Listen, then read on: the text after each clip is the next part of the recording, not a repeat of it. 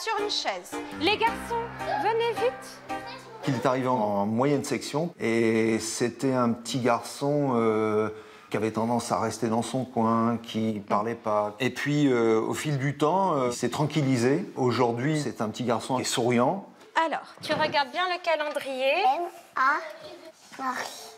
Tu écris mars. C'est juste une petite différence par rapport aux autres, qui est le port d'un appareil auditif. À partir du moment où on lui parle face à lui, il n'y a aucun souci. Ma, comment on écrit ma? Quoi? Comment on écrit ma? M-A. Il connaît déjà certaines syllabes, il connaît le son de toutes les lettres. Donc il est un petit peu en avance par rapport aux autres sur ce point-là. Nous allons lire le livre qu'on avait lu sur la surdité. D'accord? Comment s'appelle le petit garçon sourd de l'histoire? Oscar. Oscar, super. Alors, on y va. Dites bonjour à Oscar, annonce la maîtresse. En fait, en même temps qu'elle parlait, elle mime. Ça veut dire faire des gestes. On fait des gestes en même temps. En langue des signes. En langue des signes. Est-ce que Marceau a besoin de la langue des signes pour nous comprendre? Non, on peut lui parler normalement. Les élèves vont très bien accueillis. Ils ont été très bienveillants. Et je pense même que les autres ne le considèrent même plus comme un enfant différent. Hé Marceau, bonjour Christina. Salut mon bonhomme. Ça va? Vous avez fait quoi? Moi, j'ai joué un nouveau jeu. T'as fait un nouveau jeu? D'accord. On a eu des jetons et les autres, nous, on était les banquiers. Alors, Marceau a eu un dépistage de la surdité assez tardif. Il a été dépisté aux alentours de 20 mois. On essaye de lui expliquer la surdité. Marceau, je pense, est en train de prendre conscience de la surdité, mais c'est assez récent. C'est quoi les enfants sourds? Ils sont sourds. Ils sont sourds, ça veut dire quoi, ils sont sourds? Ils ont des appareils. Ils ont des appareils parce qu'ils n'entendent pas. Marceau a un implant et un appareil externe d'un côté. Il lit sur les lèvres, mais les deux peuvent ne pas suffire ou peuvent créer des ambiguïtés par moment. Et donc le code LPC a été développé il y a une 50aine d'années aux États-Unis. Puis maintenant, il est dans quasiment toutes les langues. Il y a 7 clés avec les mains et 5 positions autour du visage avec lesquelles on arrive à reproduire les syllabes, sachant que c'est associé aussi à la lecture labiale. Donc on va parler en même temps. C'est un langage parlé complété. En un week-end, on arrive à maîtriser les 5 plus 7 clés. Donc par exemple, je peux coder Marceau. Hein, Marceau, voilà, donc je fais Marceau. Quand maman elle appelle, est-ce que tu parles au téléphone?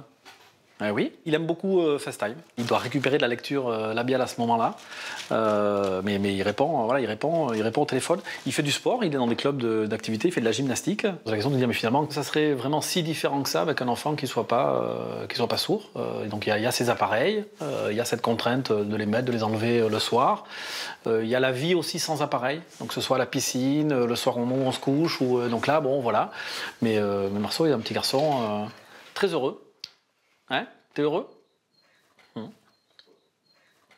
Il a l'air content. Il a l'air content, on voit qu'il s'intègre. On voit qu'il s'intègre, il peut s'intégrer à l'école et en fait on peut aussi s'intégrer plus tard dans la vie professionnelle. Il y a de très bons exemples, notamment je pense à Virginie Delalande, c'est la première avocate sourde de France. On s'imagine jamais que voilà, des personnes sourdes pourraient devenir avocates vu que c'est un métier de parole. Aujourd'hui elle donne des conférences, elle est devenue coach pour des personnes en situation de handicap et surtout elle milite pour l'intégration des personnes sourdes dans le monde du travail. Je m'appelle V-I-R-G-I-N-I-E. Moussine, c'est Vérine. B pour mon prénom. Et comme je souris tout le temps, du coup, ça fait sourire avec le B. Vérine. Donc, j'ai appris à promener le langage par mes complétés. Et à 18 ans, j'ai découvert vraiment la communauté sourde, donc les sourds qui s'expriment avec la langue des signes. Et je suis sortie d'ailleurs avec un garçon qui est né. Et il me disait c'est quand même incroyable. Nous avons le même handicap et nous sommes incapables de communiquer. Donc. Et c'est là où je me suis dit il faut que j'apprenne la langue des signes.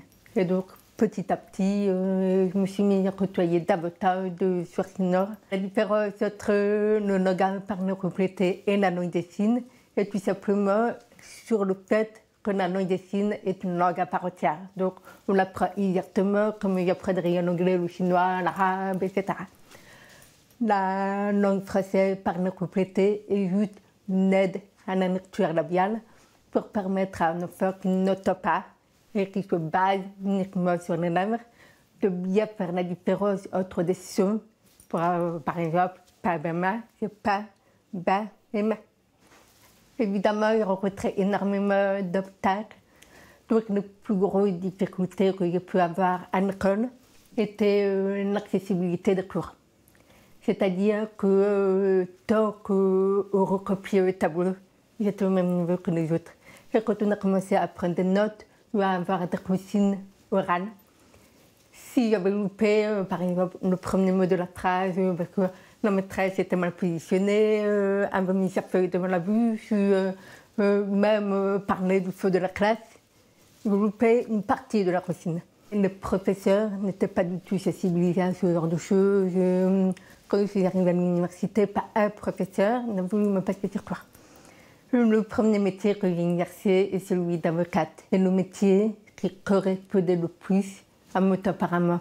Ce besoin de justice, d'égalité pour ceux qui n'ont pas le droit à la parole, ceux qui n'ont pas la parole. Pour moi, la meilleure façon d'améliorer l'intégration des personnes sourdes, c'est de leur donner leur chance et de les faire évoluer professionnellement.